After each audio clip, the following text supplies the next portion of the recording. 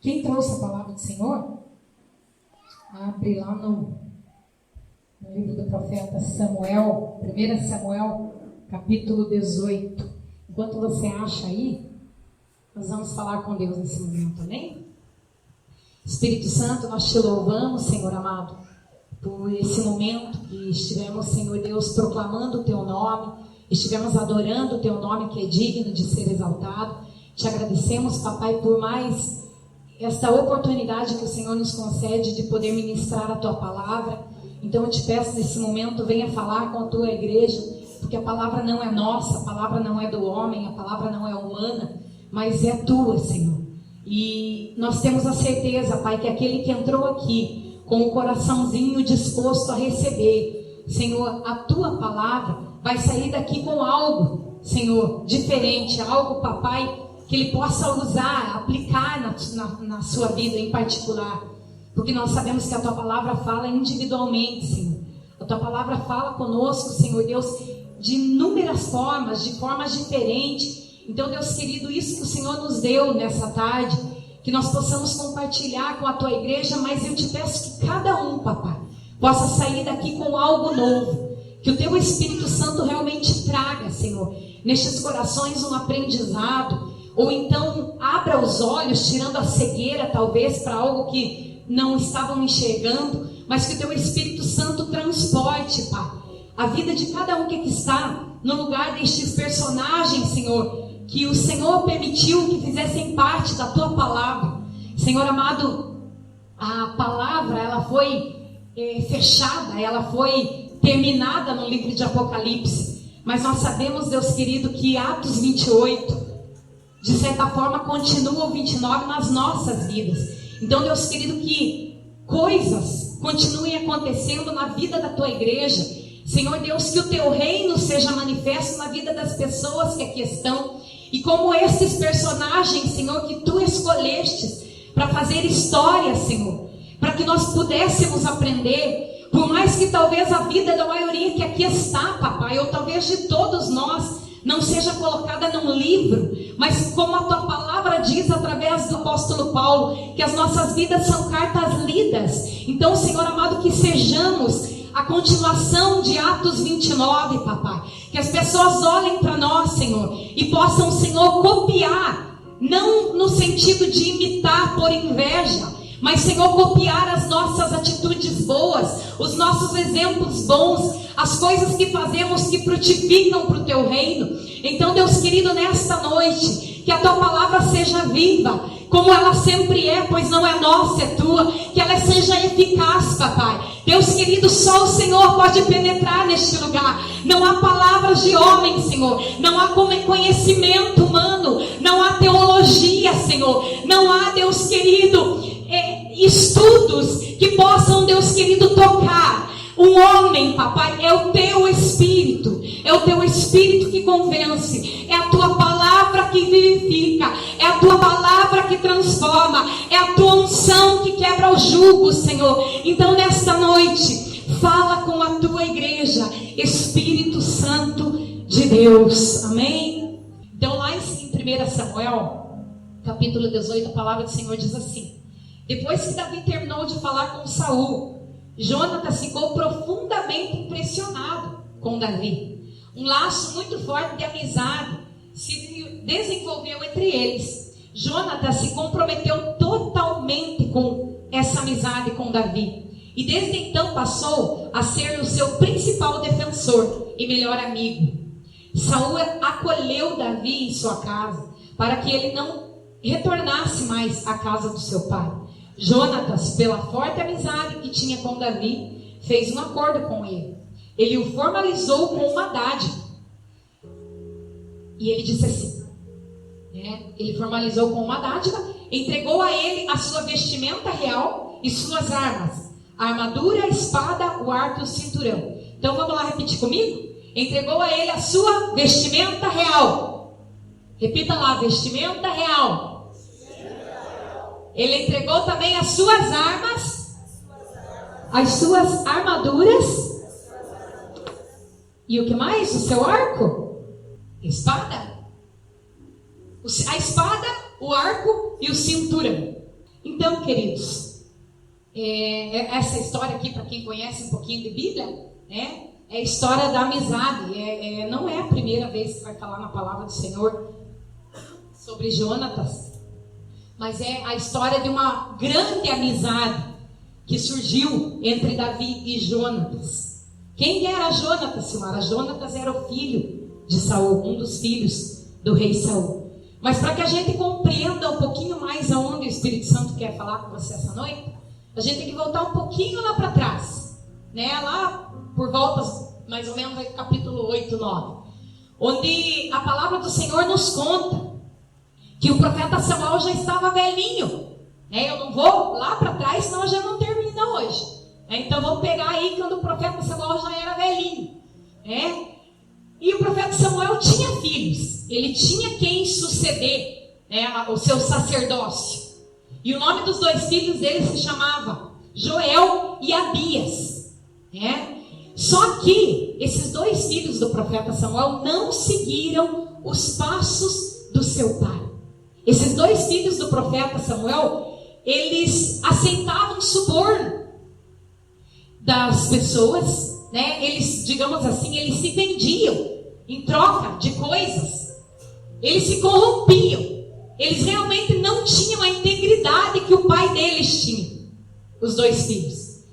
E como a palavra do Senhor continua nos contando que eles praticavam isso constantemente. Só que eles eram filhos do profeta Samuel. Então o profeta Samuel já havia, ele não sabia que dia que ele ia morrer. É como Billy Graham aí durou 99 anos.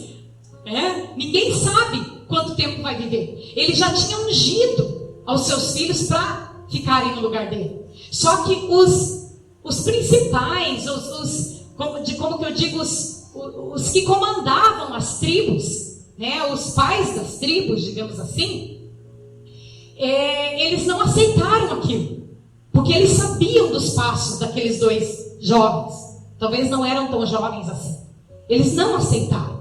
E houve ali não vou dizer uma briga, mas um certo desentendimento. E simplesmente o povo, né, chegou diante de Samuel e falou: nós não aceitamos. Quando você partir, nós não queremos que seus filhos substituam você. Nós não vamos ficar debaixo da liderança deles. Porque eles não são como você. Eles não têm integridade. Neles não habita a verdade. Nós queremos um rei. Nós queremos um rei. E, queridos, todos os povos, né, que viviam ao derredor, digamos assim, que viviam nas proximidades do povo de Israel, tinham seus reis. Mas o povo de Israel não tinha rei. O povo de Israel, ele era comandado por juízes. Samuel era um profeta, era um sacerdote e era um juiz. Ele exercia 3 funções, né? Então eles eram comandados pelos juízes e andavam segundo o que Deus passava para os sacerdotes. Então eles não tinham reis. Eles não tinham rei até aí. Quando eles começaram a exigir um rei, né, Deus olhou para eles. O profeta Samuel foi consultar a Deus. Deus falou assim: tá bom, se é isso que eles querem, é isso que eles vão ter. Eles terão um rei, sim, Samuel. Só que eu quero que você deixe muito claro para o povo de Israel como que eles serão liderados. Que um rei, ele vai pegar as suas filhas para trabalhar talvez de estilista lá no palácio dele, vai pegar os seus filhos para servirem o exército, vai cobrar impostos. Eu quero que você deixe claro para o povo de Israel que as coisas irão mudar. E o povo de Israel continuou muito convicto nisso. Mesmo assim, não importa para nós, nós queremos um rei. Tá? Só que, lendo, estudando um pouquinho a palavra do Senhor, ali o Espírito Santo de Deus começou a falar ao meu coração. Deus sabe todas as coisas. Deus não começa uma coisa por acaso, porque não deu certo algo na tua vida, eu vou fazer desse jeito. Deus não começa as coisas pela metade. Deus sabe todas as coisas. Nosso Deus é eterno, Ele é dono do tempo, né? Deus já sabe o nosso começo, o nosso nosso meio e o nosso final.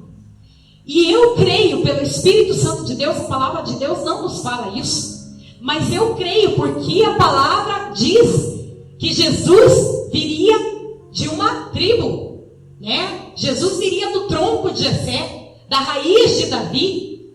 Jesus viria de uma dinastia.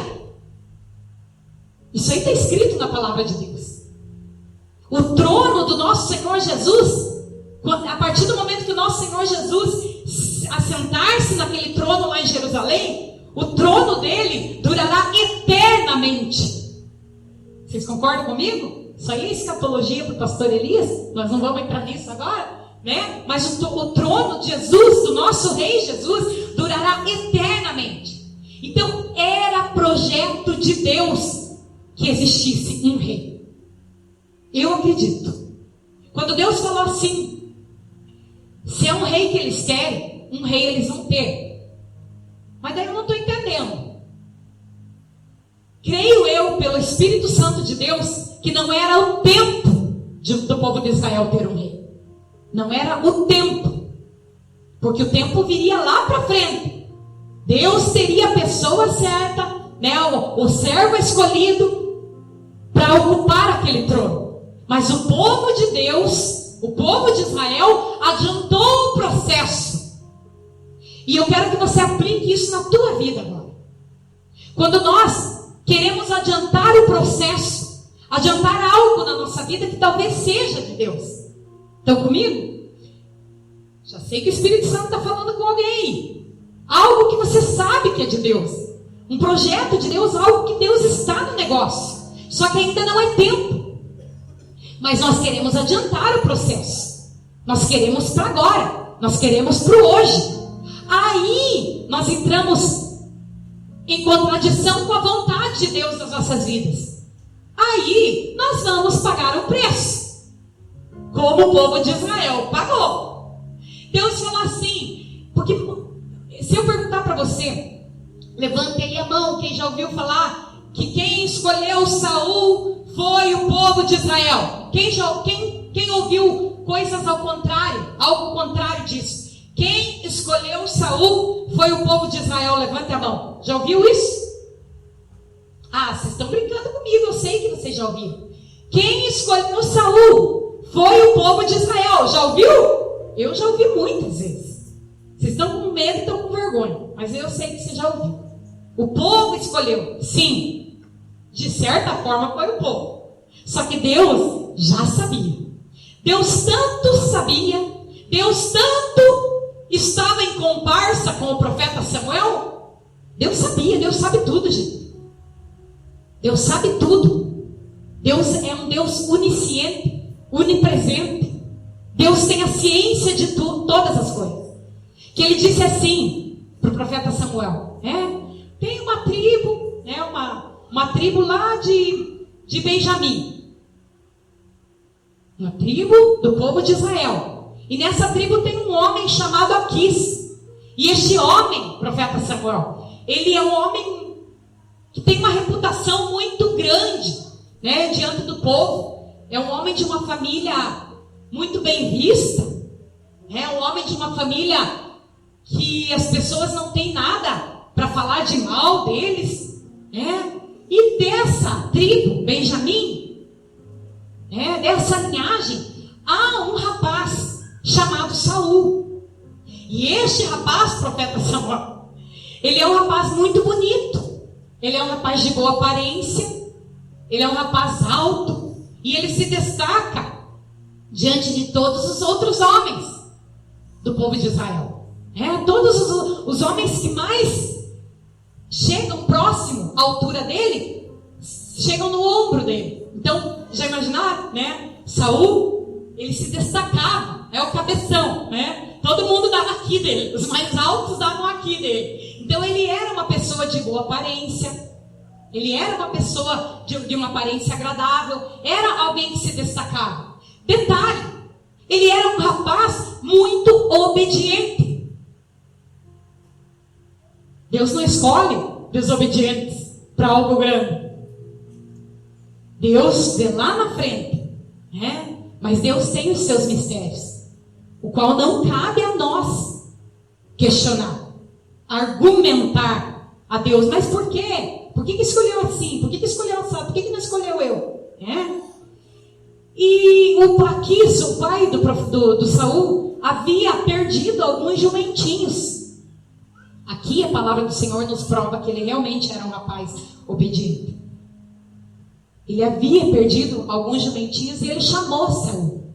Saul vai lá procurar os jumentinhos, pega aí um companheiro, um dos servos, e vai lá procurar os jumentinhos. E Saul pegou um dos seus servos lá e foi.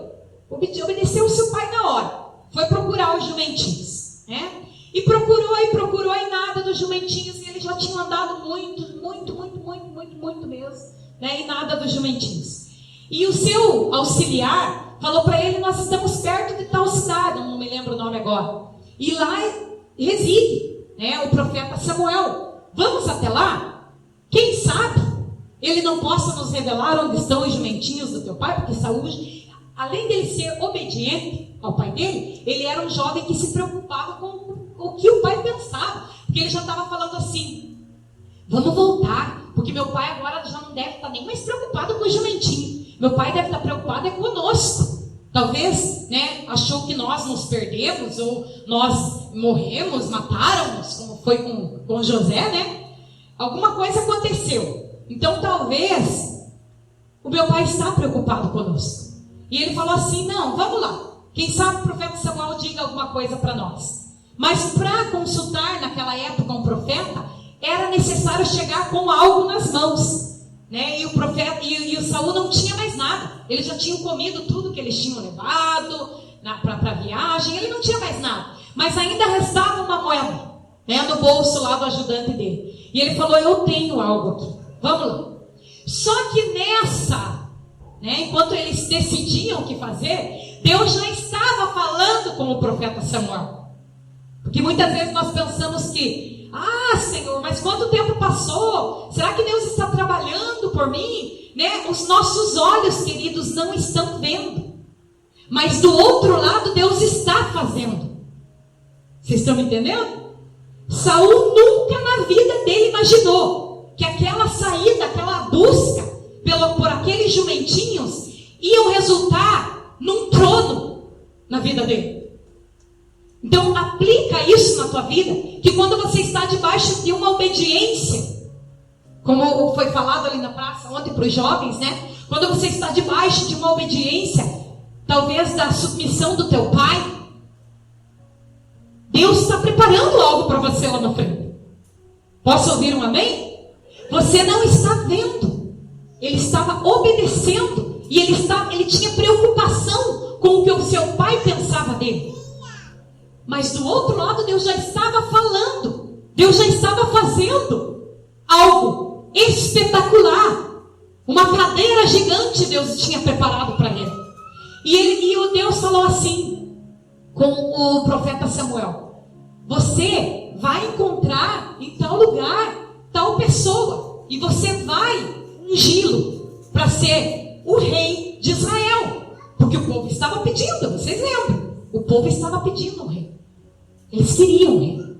Então quando o profeta Samuel avistou o Saul, lógico que o profeta sabia quem era, porque Deus já havia mostrado.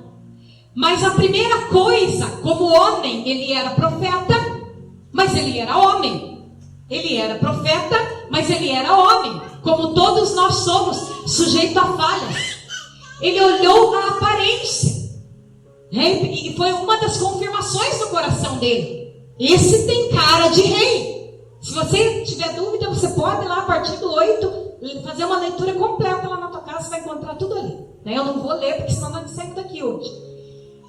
E ele avistou o Saul, e chamou o Saul, e revelou o que Deus tinha na vida de Saul. E Saul mais do que depressa, porque ainda Saul tinha um coração, entre aspas, humilde, um coração, entre aspas, porque Deus vê tudo lá na frente, espera aí, um coração que não tinha sido corrompido.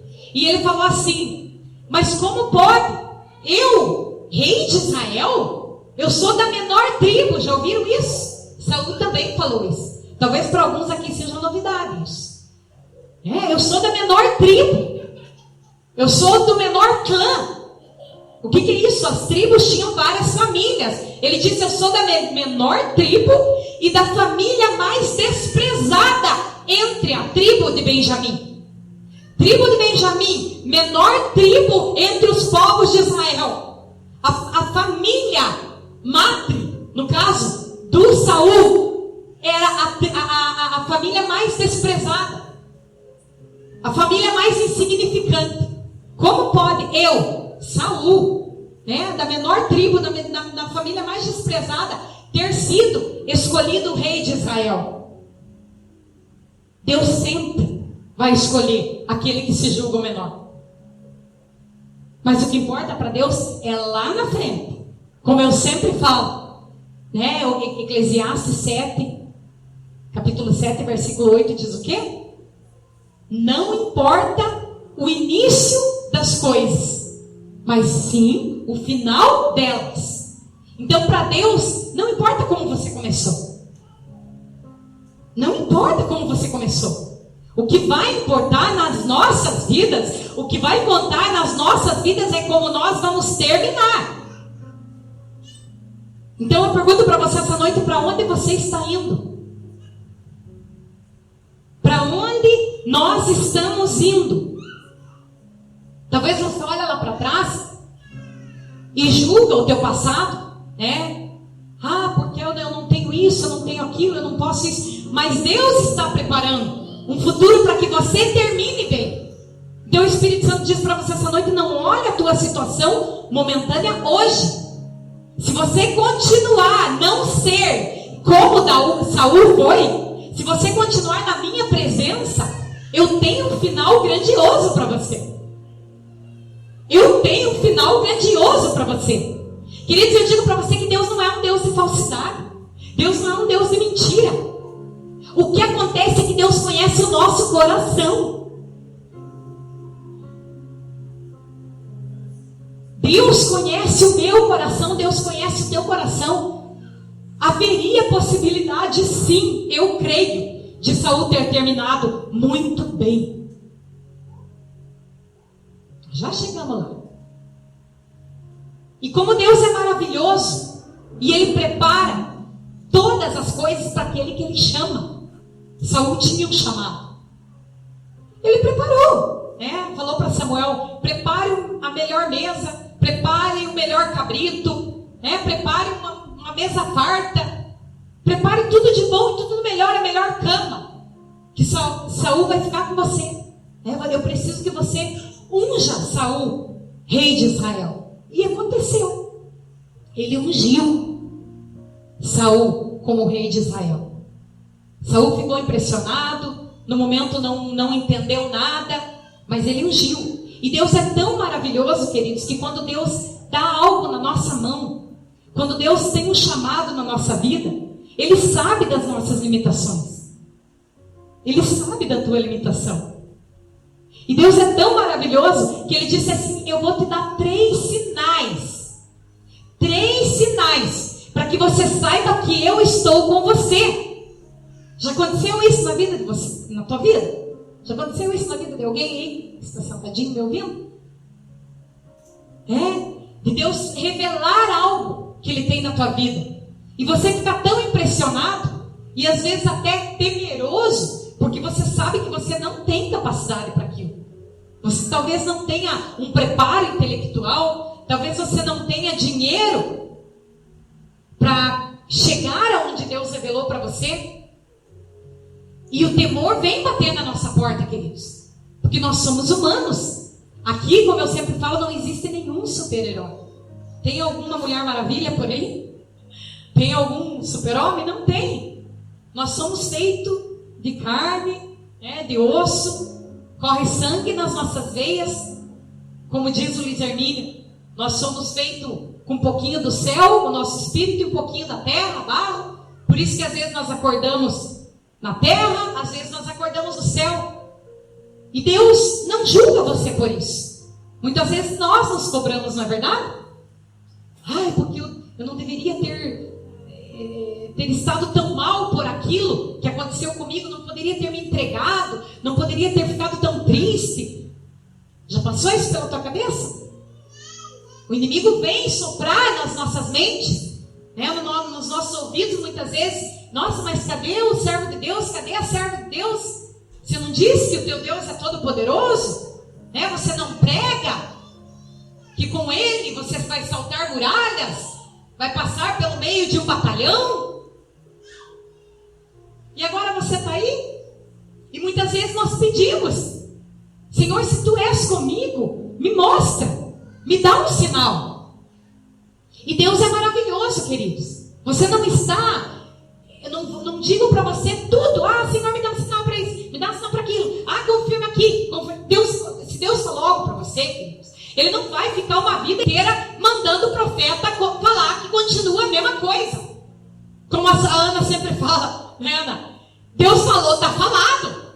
Ele não precisa ficar o tempo todo relembrando você. Só que no início do chamado, até amadurecer a ideia, né? Deus é tão maravilhoso e bondoso, como nós acabamos de cantar aqui no início, que Ele vai te dar sinal. E com Saul não foi diferente. Nós não vamos aqui esmiuçar os sinais, mas Ele deu 3 sinais para Saul, para que Saul tivesse absoluta certeza que Deus era com ele. Que Deus era com ele. E ainda o profeta Samuel disse assim para ele, lá no capítulo 10, versículo 8: agora desça para Gilgal, e seguirei você mais tarde. Também vou para lá, e me encontrarei com você para oferecer ofertas queimadas e sacrifícios de paz. Aguarde 7 dias até eu chegar, então direi a você o que fazer. Preste atenção lá. Aguarde 7 dias até eu chegar, e depois direi o que é para você fazer. E ele aguardou, ele obedeceu o profeta Samuel. Era tudo novo para ele, era início. Ele estava com um espírito de obediência, e ele queria viver aquilo. Eu quero que você guarde na tua mente aqui, para não esquecer lá para frente, que esses 7 dias, amém? Guarda aí na tua memória. Ele aguardou esses 7 dias. E após esses 7 dias, né, houve aquele encontro com os profetas, e Saul começou a profetizar com os profetas. Era tudo muito novo, era tudo muito estranho, né? E a palavra do Senhor nos conta que quando eles chegaram, né, a Gibeá, os profetas apareceram bem na frente deles. Quando menos esperaram, o Espírito do Eterno veio sobre Saul, e eles começaram a profetizar com eles. Olha lá, quando os conhecidos de Saul o viram no meio dos profetas, ficaram surpresos e diziam: o que está acontecendo? O que aconteceu com o filho de Quis? Como foi que Saul se tornou profeta? Observe lá, né? Os conhecidos começaram a se perguntar um para o outro: como é que pode? Saul no meio dos profetas profetizando? Vou correr um pouquinho lá para baixo. No verso 13: depois que terminou de profetizar, Saul voltou para casa. Seu tio perguntou a ele e a seu ajudante: onde vocês estiveram todo o tempo? E ele respondeu, contou toda a história, que tinha ido atrás de jumentinho e tal. Mas Saul não mencionou nada ao seu tio sobre o que Samuel tinha dito sobre o reinado. Mais uma coisinha que nós temos que aplicar na nossa vida, né? Os teus conhecidos, as pessoas que convivem com você, né? Que te conhecem talvez desde pequenininho, né? Que talvez estudaram com você, que talvez cresceram com você. Quando Deus começar a fazer algo na tua vida, eles não vão acreditar. Eles não vão acreditar. Eles tanto não vão acreditar que eles não te darão crédito. Quantos creem que tem chamado do Senhor aí? Quantos creem que Deus tem algo para realizar na sua vida e através da tua vida nessa terra? Então eu digo para você essa noite, querido, querida, né? Não espere reconhecimento de pessoas. Muitas vezes nós, seres humanos, esperamos talvez um elogio, né? Esperamos talvez que as pessoas olhem e deem crédito para aquilo que Deus entregou nas nossas vidas. E eu digo para você essa noite, se você tem um coração voltado para esperar palavras humanas, para que você tenha motivação para continuar com aquilo que Deus entregou nas suas mãos, esqueça. Esqueça. E Saul, com toda a imaturidade dele, com toda a falta de experiência dele, ele entendeu que não era momento de compartilhar com aquele tio dele aquilo que Deus havia revelado no coração dele. Eu acabei de ler aqui na palavra, talvez essa Bíblia que eu estou pregando hoje não seja a mesma interpretação da tua, mas ela diz a mesma coisa. Ela diz a mesma coisa. Porque quando eu estou lendo a palavra do Senhor, eu coloco pelo menos 3 Bíblias uma do lado da outra, para ir comparando. E até agora não encontrei controvérsia nenhuma. Ela diz a mesma coisa. Então, querido, né, talvez a pregação não está tão dinâmica quanto a Silmara é acostumada a pregar, mas como eu falei, eu sei que o Espírito Santo está falando com alguém neste lugar. Eu sei que tem vidas aqui que vão impactar milhares. Eu sei que tem vidas aqui que talvez estão esperando um reconhecimento. Eu sei que tem vidas aqui que estão talvez esperando um crédito de alguém. Eu sei que tem vidas aqui que às vezes esperam de algumas pessoas especificamente algo, e aquilo não vem. Estou me fazendo entender? Aquilo não vem daquela pessoa. Mas você vai entender lá no finalzinho por que não vem daquela pessoa. Como nós falamos, Deus conhece o começo, o meio e o fim da tua vida. E Ele jamais, querido, jamais vai deixar você compartilhar algo com alguém que talvez venha impedir com que você alcance os objetivos que Deus colocou no teu coração. Porque, como eu sempre falo, pode vir um mundo, queridos. Pode vir um mundo. Eu sei que Deus está falando com alguém aqui. Igual eu falei, Deus me pegou de surpresa com essa palavra. Mas o Espírito Santo de Deus fala comigo. Pode vir um mundo dizer para você que você está maluco, que você está doidinha, varrida. Mas tem uma convicção tão grande no teu coração. É algo tão forte que Deus brotou porque não é teu. Você está me entendendo? Não é teu. Este sonho não é teu. Esta promessa não é tua. Você não tem capacidade de inventar isso aí, está me entendendo? As tuas ideias, por mais que você seja uma pessoa talvez inteligente e criativa, você não tem capacidade para inventar isso. Isso aí não é teu. Isso aí é de Deus. Isso aí é de Deus. Essa convicção que você tem dentro do teu coração, dentro do teu espírito, não é dentro da tua alma, é dentro do teu espírito.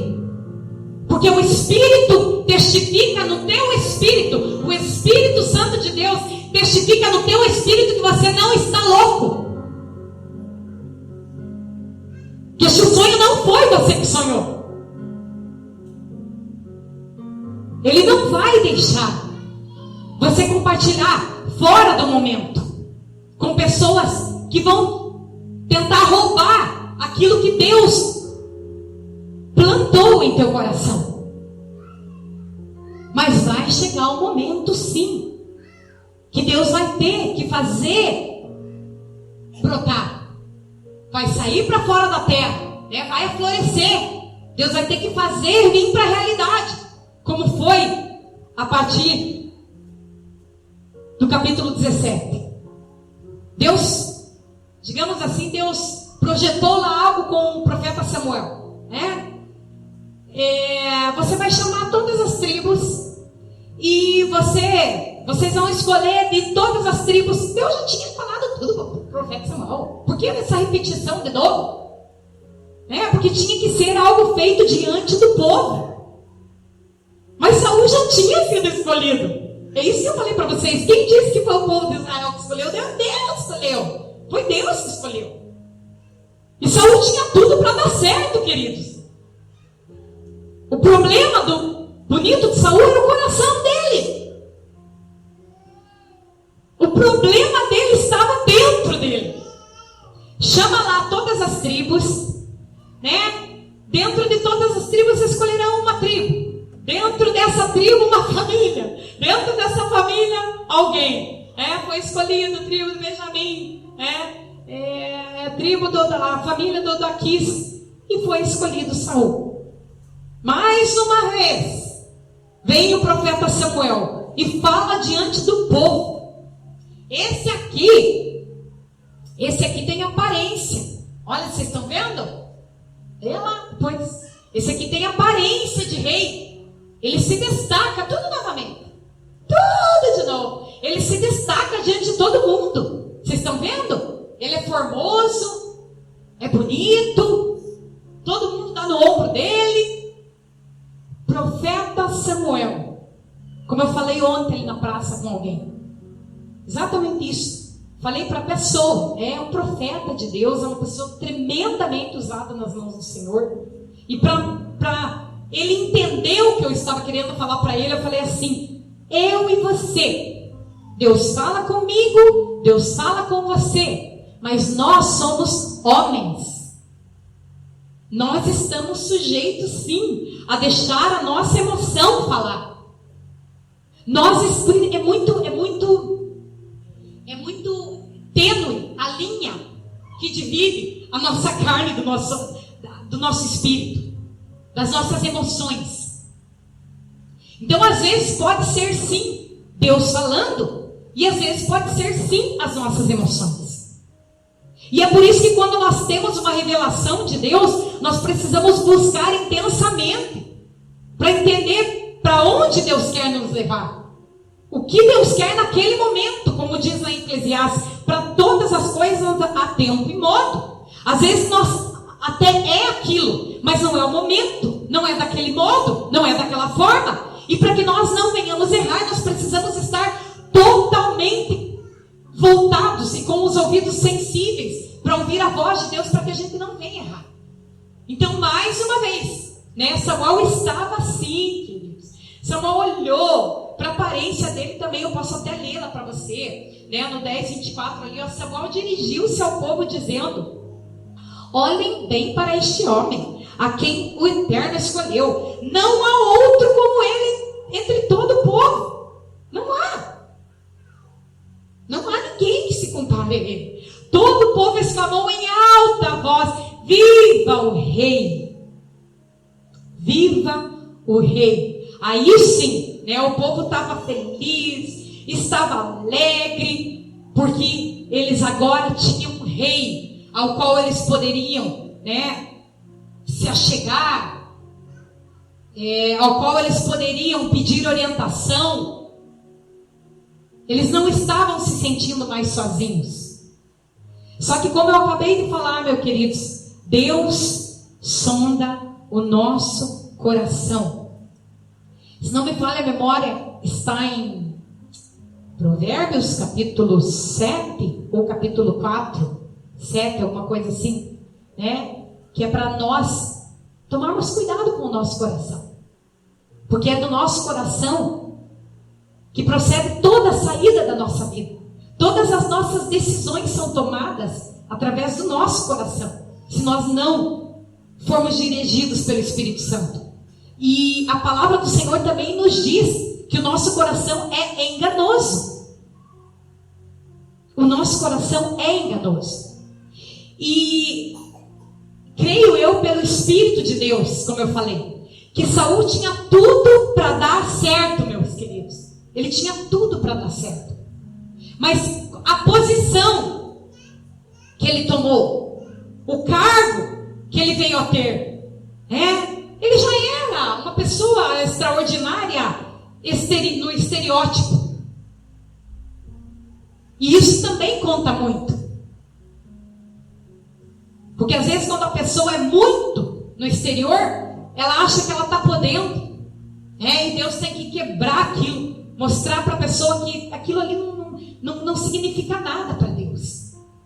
Então ele já tinha algo nele tendencioso para que isso entrasse no coração dele. E o que aconteceu? Pelas coisas, pelos acontecimentos que foram acontecendo, tudo nos leva a acreditar que Saul deixou o seu coração ser corrompido, sim. Ele começou a confiar no poder que ele tinha. Ele não confiava mais no que Deus tinha com ele, mas ele começou a confiar no poder que ele tinha. Por que você está falando isso, Silmar? Porque Saul começou a governar muito jovem, e ele tinha um exército gigantesco, gente. Ele tinha um exército muito grande. Ele dividia esse exército com Jonatas, filho dele, E como todo mundo sabe aqui, os filisteus de tempo em tempo guerreavam com a tribo de Israel, com o povo de Israel. De tempo em tempo eles se levantavam contra o povo de Israel. Era uma fúria que eles tinham contra o povo de Israel. E o Jonatas veio a ferir e matou um dos capitães do povo filisteu. E ali começou uma guerra imensa. E Saul ficou desesperado, porque não foi o nome de Jonatas que foi anunciado, Saul matou. E ali começou uma guerra, meus queridos. E quando havia guerras entre o povo de Israel, eles não iam para a guerra sem antes consultar o Deus Todo-Poderoso. E quem que eles chamavam? Os sacerdotes. Sempre chamavam os sacerdotes para ver qual que era a direção que Deus ia dar. E nessa ocasião, Samuel mandou um recado para Saul, dizendo assim: não vá para a guerra antes de eu chegar, que daqui 7 dias, espere 7 dias. O que eu mandei você guardar aí? Que ele tinha esperado 7 dias atrás, no início da chamada. E Samuel falou assim: aguarde 7 dias, que eu vou chegar e nós vamos sacrificar, nós vamos ouvir o Eterno, o Deus Todo-Poderoso, e você vai para a guerra. Só que nesse meio tempo, o exército filisteu era tão grande, com os seus carros e cavaleiros, era imenso, era muito, muito, muito maior do que o exército do povo de Israel. Muito maior que eles. E quando os soldados viram o tamanho daquele exército, como diz, perna para que te quero? Como que diz aquele ditado? Perna para que te quero? Tem mais um ditado. Tem mais um que eu não estou lembrando. Eles começaram a vazar. O povo começou, os soldados começaram a vazar, se esconder nas cavernas, correr para o deserto. Deixaram Saul lá com poucos soldados. E Saul começou a ficar em desespero, porque ele viu que ele estava ficando sozinho. E ele começou: meu Deus, Samuel não chega para sacrificar, eu preciso ouvir Deus. Eu preciso ouvir o que Deus tem para conosco. E simplesmente ele vai e sacrifica no lugar do profeta Samuel. Queridos, isso foi um erro gigantesco. Foi uma coisa muito grave diante de Deus.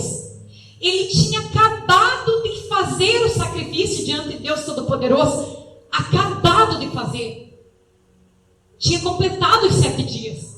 Samuel chegou. Quando Samuel viu aquilo, ele ficou tão triste, tão desnorteado, tão decepcionado com Saul, e falou assim: Saul, o que você fez? Eu tinha pedido para você esperar 7 dias. Hoje Deus confirmaria o teu reino, seria eterno. Então Deus tinha algo na vida daquele homem, queridos. Deus tinha, você tem que concordar comigo. Deus tinha algo na vida daquele homem. Mas o coração dele não era um coração como o do nosso conhecido Davizinho, né? Segundo o coração de Deus. E se a gente for começar a analisar, os erros de Saul nem foram tão grandes. Se a gente começa a analisar a vida de Davi, né? Davi adulterou, Davi mandou matar Urias. Se você, como nós, seres humanos, pôr na balança, a gente vai dizer que Davi errou mais, que Davi foi, os pecados de Davi foram mais graves, talvez, do que Saul, mas não.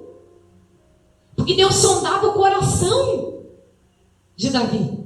E Davi realmente era um homem segundo o coração de Deus.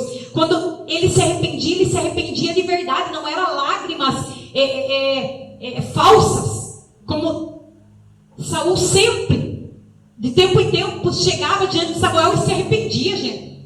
Mas eram palavras vãs. Leia lá. Estava se arrependendo de tempo em tempo, mas eram palavras vãs. Não eram palavras que vinham realmente do coração dele. Se a gente for analisar a vida de Saul, houve 2 erros, talvez que para nós seria grandiosos, mas Deus tirou ele do trono por isso, né? Qual que foi o segundo que chama a nossa atenção aqui na palavra do Senhor? Eles foram para mais uma guerra, né? Deus havia falado para o profeta Samuel: fala para eles e contra o povo, os amalequitas, porque os amalequitas perseguiram, humilharam muito o meu povo quando eu tirei eles do Egito. Eu quero que tudo seja destruído. Eu quero que Saul entre lá, mate as crianças, mate as mulheres, mate os homens, os soldados, mate o rei, sacrifique tudo, queime tudo. Não deixe nada. Não deixe nada naquele lugar. Era para ser tudo sacrificado, queridos. Mas não. Saul chegou naquele lugar, né? Prendeu Agag, que era o rei dos amalequitas. Era para ele matar o rei. Ele prendeu o rei. E o que ele fez? Ele viu muitas ovelhas, muitos bois de boa qualidade, né? Chamou a atenção dele e ele mandou separar os melhores. Mandou separar e ainda disse assim: vamos separar, né? Pediu para os soldados separar, que eles iam usar aqueles animais para sacrifício. E não matou tudo. Não condenou, né? Como a palavra do Senhor fala, a santa condenação. Era para tudo naquele lugar ser condenado, ser queimado. Não era para sobrar nada, queridos. E ele deixou o rei Agag e deixou os melhores animais vivos. E quando Samuel chegou, ele escutou, né? Essa história que quase todo mundo sabe. Os animais fazendo os seus barulhos lá, e perguntou o que era aquilo. Ai, Samuel, eu deixei lá reservado alguns dos melhores animais para nós sacrificar.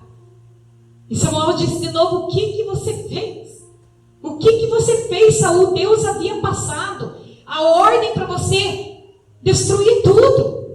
Então o que nós podemos tirar? Silmara, por que você está falando tudo isso? Porque eu quero que você aprenda com os erros de Saul nessa noite, né? Talvez você sempre ouve falar da vida de Davi, né? A gente sempre ouve tantas pregações sobre a vida de Davi e não ouve muita coisa sobre a vida de Saul, só, né? Às vezes superficialmente. Nós temos que aprender, queridos, a ouvir a voz de Deus, porque muitas vezes nós fazemos como Saul. Nós dizemos que para nós mesmos: não, eu vou chegar lá onde Deus quer, né? Igual ele falou: não, mas eu ataquei os amalequitas, eu matei a maioria, eu só reservei alguns que eu achei que ia ter serventia para nós. E eu pergunto para você: às vezes você não faz isso? Será que às vezes nós não fazemos isso, queridos? De querer fazer as coisas do nosso jeito? Deus já determinou, Deus já te instruiu, Deus já nos instruiu para algo, mas nós teimamos, nós vamos lá e queremos fazer do nosso jeitinho. Porque nós achamos que o resultado será o mesmo, vocês estão entendendo? Nós vamos chegar no mesmo lugar. Mas nós queremos colocar a nossa mãozinha ali. Nós queremos fazer do nosso jeitinho. E isso foi cegando a Saul. Isso foi cegando. E simplesmente, né, quando Deus ficou tão triste, né, que a desculpa de Saul foi o que? Nós vamos usar esses animais para sacrifício a Deus Todo-Poderoso. E como diz uma passagem que todos nós conhecemos aqui, que o profeta Samuel passou para Saul, que para Deus não importava sacrifício. Olha aqui, lá no 15, 22. Você acha que Deus quer apenas sacrifícios e meros rituais externos? Ele quer que você o escute. Obedecer a Ele é melhor do que qualquer aparato religioso. Talvez a tua tradução está: obedecer a Ele é melhor do que sacrificar, né? Desobedecer ao Eterno é pior que praticar ocultismo. Então, desobedecer a Deus iguala ao pecado de feitiçaria, queridos. Então, não adianta, para Deus não adianta, queridos, sacrifício. Porque eu vou na igreja domingo, porque eu vou na igreja quarta, porque eu faço visita, porque eu não sei o quê, porque eu não sei o quê, e eu estou me sacrificando, porque não sei o quê, porque não sei o quê, porque eu dou oferta, eu dou dízimo. Mas e teu coração? E aquilo que Deus pediu para você fazer do jeito que você sabe que é para você fazer. Porque igual eu falei, lá no teu íntimo, você sabe o que Deus quer de você. Lá no teu íntimo você sabe o que Deus quer de você. E muitas vezes nós mudamos no meio do caminho, no processo, no decorrer das coisas, conforme as coisas vão acontecendo, né? A gente vai tomando decisões a qual nós vamos saindo daquilo que Deus tem para nós. Lembra lá? Não importa como nós começamos, importa como nós vamos terminar. Mas para que nós venhamos terminar como Deus quer, como Deus deseja, nós não podemos fazer como Saul, fazer do nosso jeito, dar o nosso jeitinho brasileiro para chegar no resultado. Talvez alguns de nós que estamos aqui temos tentado fazer do nosso jeito. Não, mas eu acho melhor. Eu acho melhor fazer assim. Não, mas é que eu não tenho tempo. Não, mas é que eu acho que se eu fizer desse jeito, vai dar mais certo. Só que Deus já falou para você como que é para você fazer. E daí, por causa do teu eu acho, por causa dos teus achismos, você não chega no resultado que Deus quer. E talvez até perde aquilo que Deus tem para você. Talvez até perca o lugar que Deus tem para você, meu querido. Por causa de desobediência. Porque Deus trata isso, o nosso jeitinho, como desobediência. É isso que eu quero que você preste atenção. Talvez esse teu jeitinho de querer dar um jeitinho para as coisas, sempre do teu jeitinho, que talvez você ache que não tem problema. Deus está dizendo para você essa noite: tem problema sim. Tem problema sim. Esse teu jeitinho de querer dar um jeitinho nas coisas, que as coisas sempre sejam do teu jeitinho. Quem disse que as coisas têm que ser do meu jeito? Quem disse que as coisas têm que ser do teu jeito? Não tem. Não tem, queridos. Quem disse que nós sempre estamos com a razão? Obedecer é melhor que sacrificar, porque senão nós vamos ter resultados negativos. Nós vamos ter resultados que não vão agradar o coração de Deus, e nós não vamos chegar aonde Deus quer que nós cheguemos. O que Deus fez? Vamos resumir a história. Deus mandou. Deus já havia escolhido no coração dele um novo rei. E Deus mandou o profeta Samuel ir lá na casa do Jessé, pegar o óleo, vamos passar correndo aqui, porque essa história todo mundo sabe, e ungir um dos filhos de Jessé. Saul já havia perdido o lugar dele, queridos. Eu quero que você preste atenção nisso. Era início, digamos assim, do ministério. Era início do reinado, mas ele já havia perdido o lugar dele. Só que ele não sabia disso. Ele não sabia disso. Os estudiosos dizem que Davi deveria ter entre seus 15 a 17 anos nessa ocasião. E Davi, o profeta Samuel vai até a casa de Jessé, né? Chama todos o Jessé chama todos os filhos dele. Na época, 3 deles já faziam parte do exército de Saul: Eliabe, Abinadab e Samá. E quando Eliabe, imagine, né, homem de guerra, todo musculoso, poderoso, fortão, quando Eliabe entra, mais uma vez o profeta Samuel olha para quê? Para a aparência. Eu digo para você, eu sou sujeita a estar errada.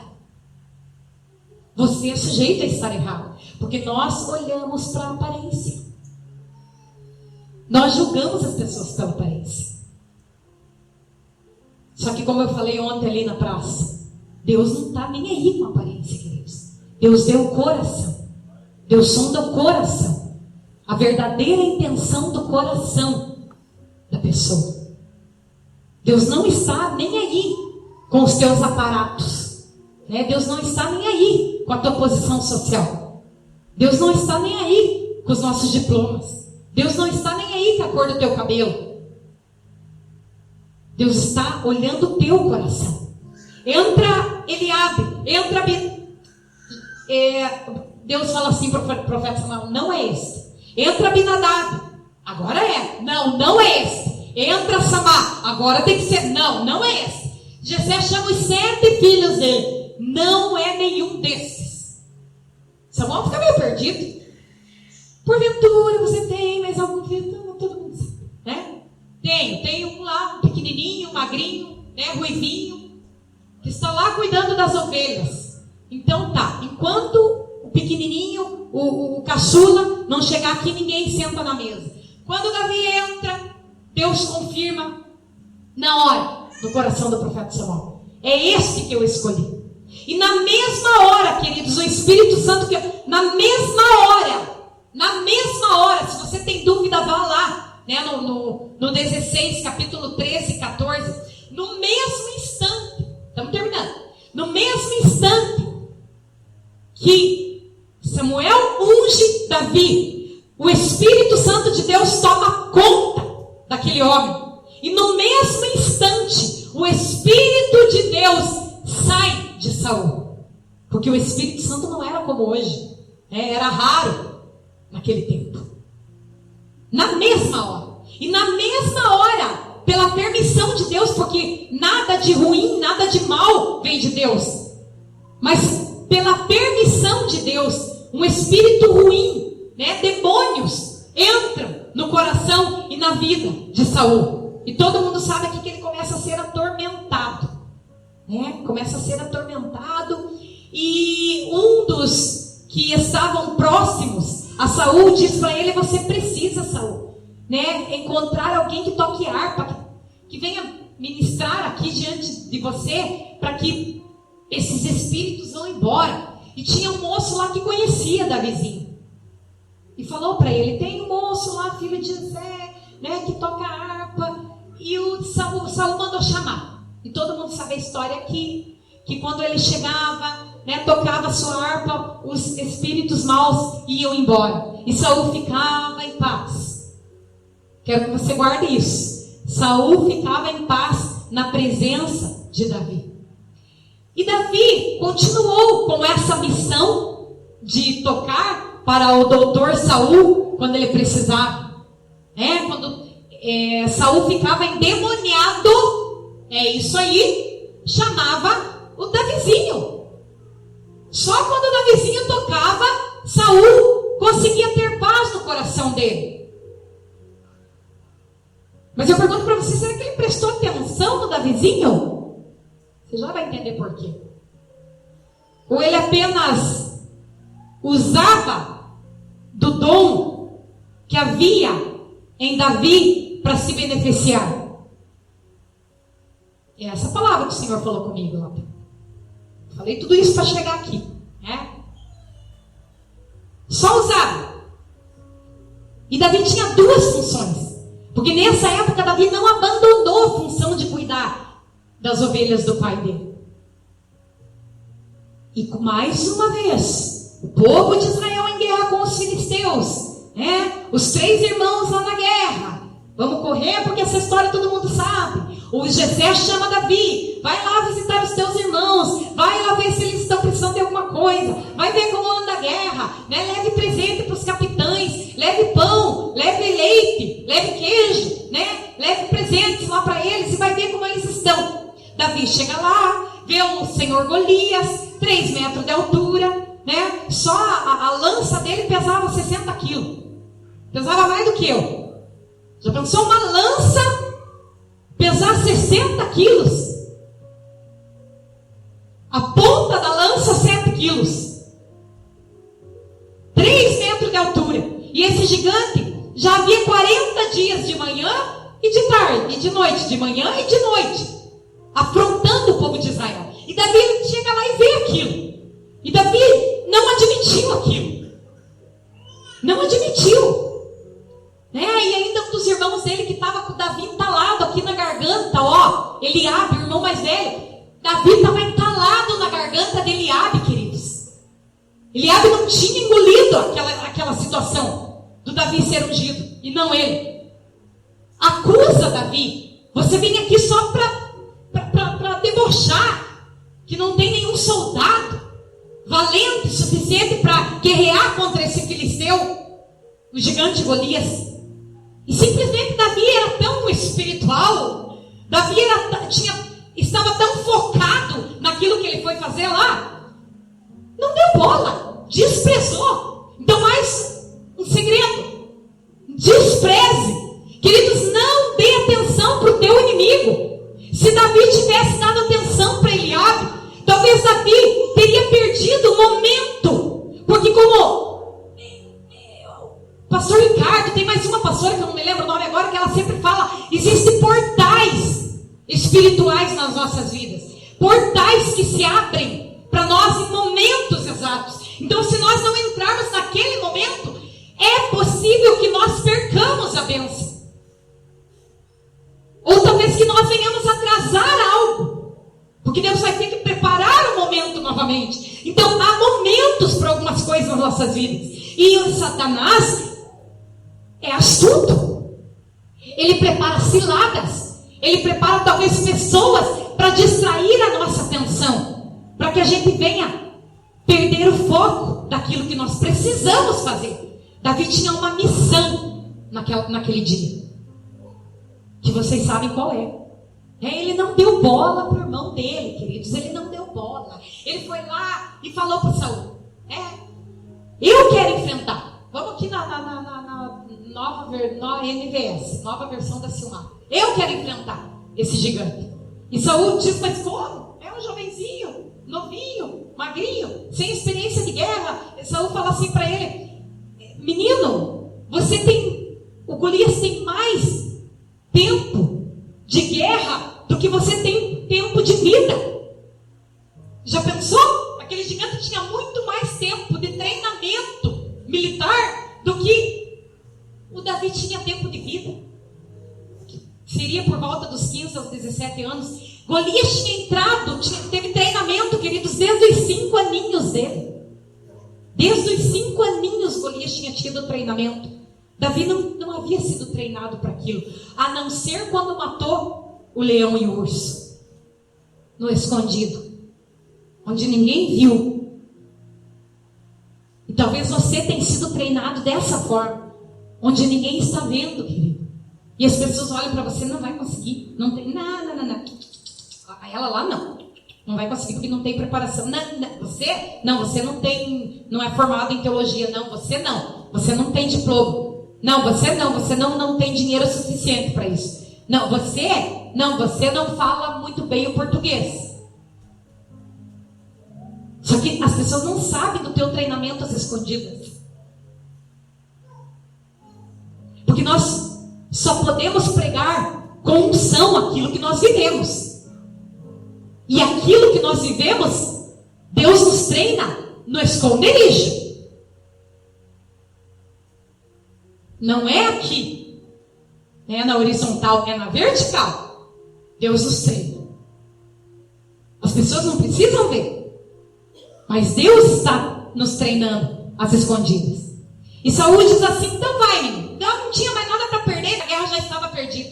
Vai, menino. Só que antes, né, eu quero que você vista a minha armadura.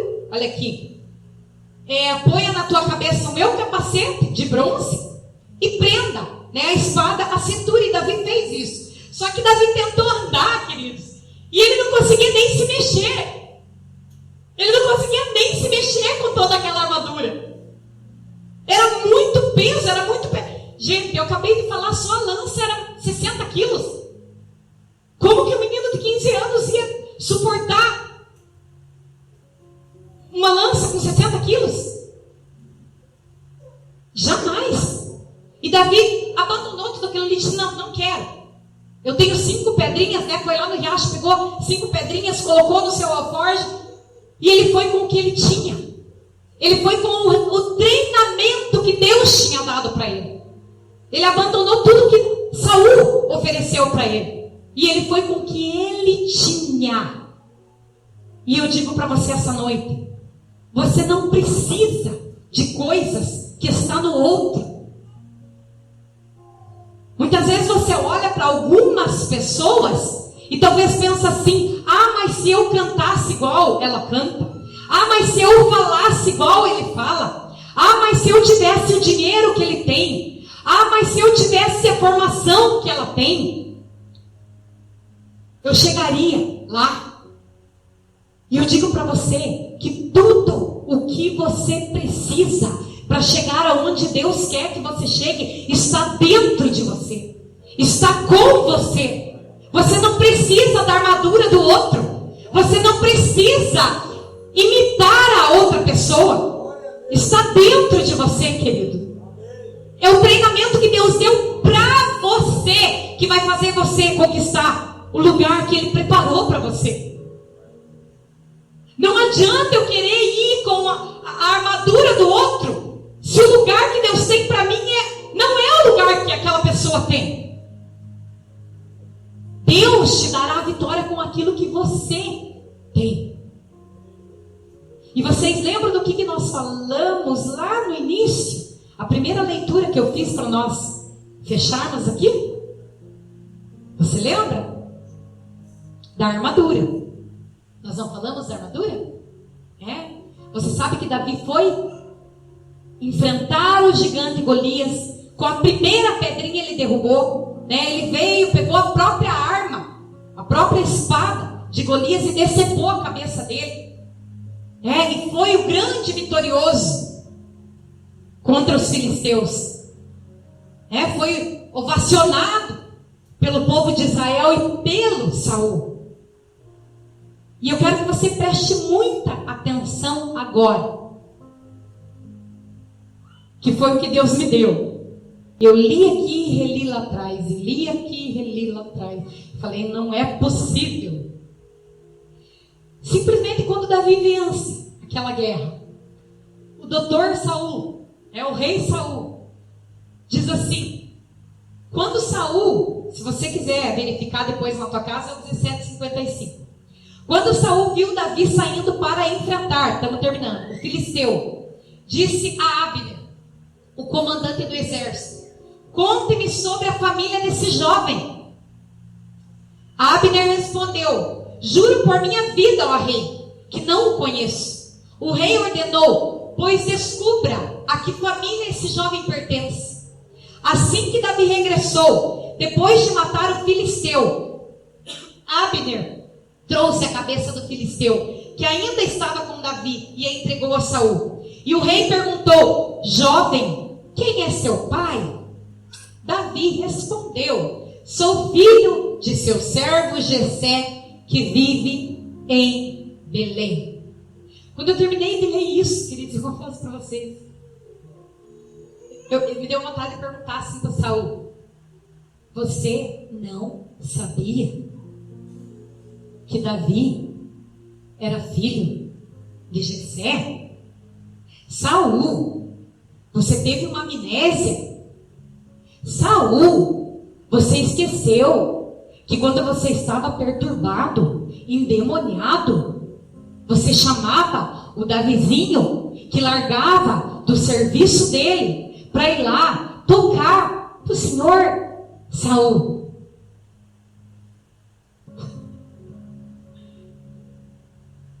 a pergunta é, você não sabia? Você precisou chamar o teu comandante Abner para descobrir filho de quem ele era? Da onde que esse moço veio? E sabe que o Espírito Santo, é essa palavra, eu falei tudo isso para chegar aqui. Sabe que o Espírito Santo falou comigo lá em casa? Eu andei para a cozinha e para a sala, e o Espírito Santo falava reconhecimento, reconhecimento, reconhecimento, reconhecimento, reconhecimento, reconhecimento, reconhecimento.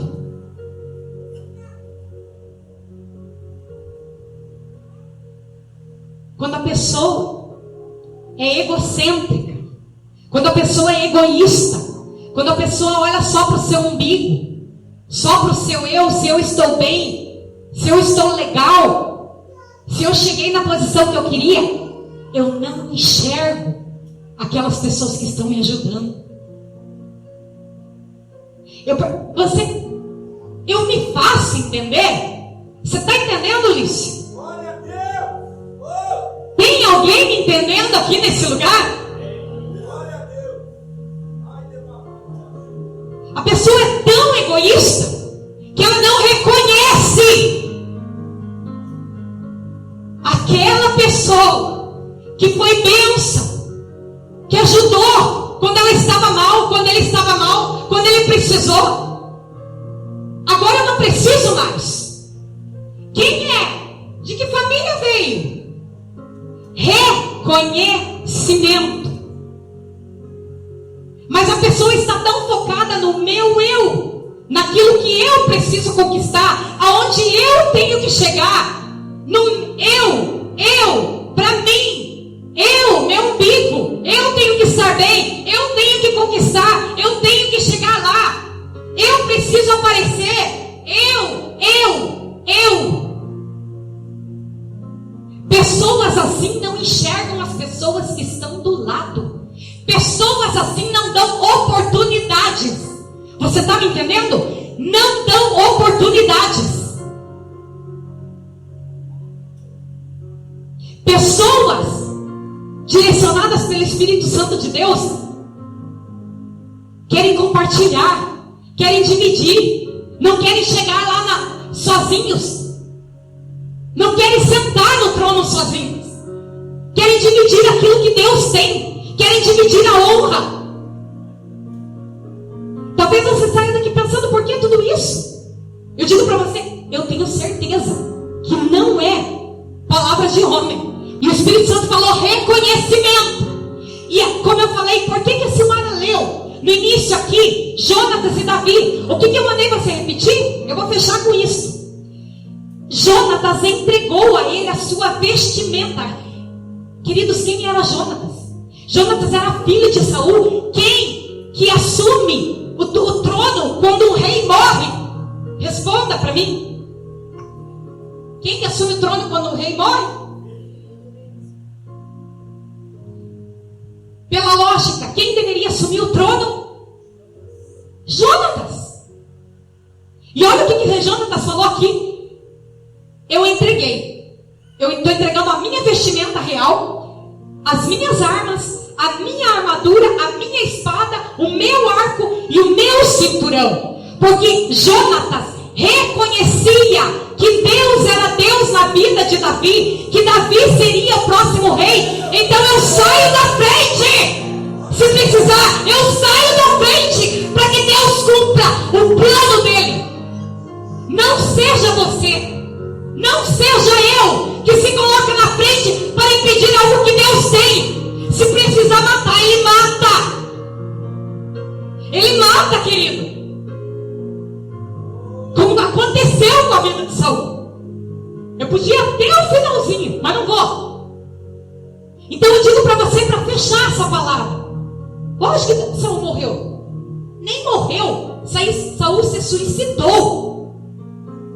Ele se jogou contra a espada, porque ele não queria ser morto por um inimigo filisteu. Ele se suicidou. O final de pessoas egoístas é esse. Final de pessoas que olham só para o seu umbigo, que querem chegar no trono sozinhos, que não dão oportunidades, que não dão chance. É loucura, é insanidade, é suicídio.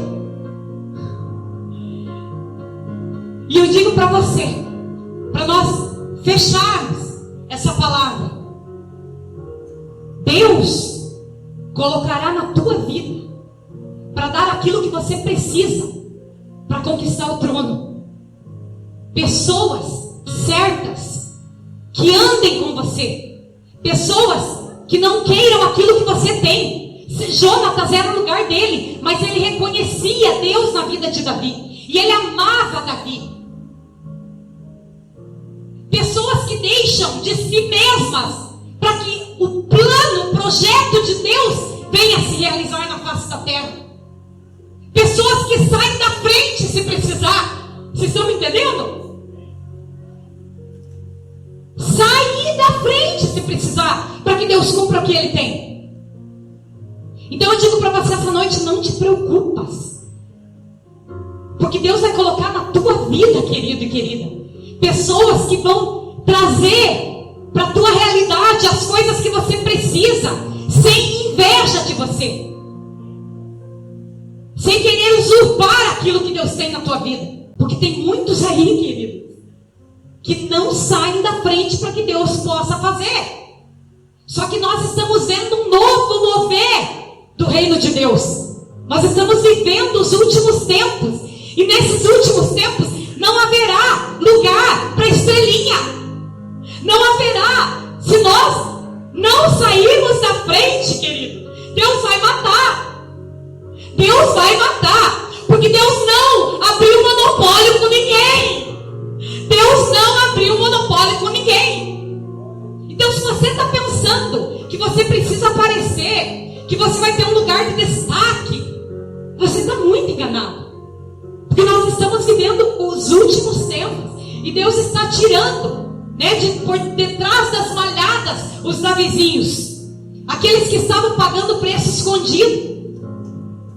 Nessa última geração, Deus está trazendo para a nossa realidade e vai usar a cada um. Então, pessoas que se colocam na frente, pessoas que não querem compartilhar, pessoas que querem segurar dentro do seu quadradinho, vão perder, queridos. Escute o que eu estou te falando. Vão perder, porque Deus precisa estabelecer a igreja dele, o reino de Deus na face da terra. Então, se a pessoa for se colocar na frente de Deus, ela vai perder. Como eu sempre falo, brigar com o diabo, nós temos Deus para defender. Agora, brigar com Deus, quem nos defenderá? Não é verdade? Ninguém. Ninguém. Então eu quero fechar com isso. Saia da frente, para que Deus possa fazer o que Ele tem, através das nossas vidas. Porque às vezes não é com você, querido, às vezes não é comigo, às vezes Deus quer usar as nossas vidas como ponte para abençoar alguém, mas nós fazemos como Saul. Nós queremos fazer do nosso jeitinho. Não, mas eu acho que assim é melhor. Não, mas eu acho que aquela pessoa precisa ser quebrada mais um pouco. Não, mas eu acho. Vai com o teu acho pro inferno. Vai pro inferno com o teu acho. Porque aqui, no reino de Deus, só vale um eu acho, que é o eu acho do nosso Deus Todo-Poderoso. Amém? Eu agradeço a oportunidade e volto a palavra para o nosso pastor. Amém?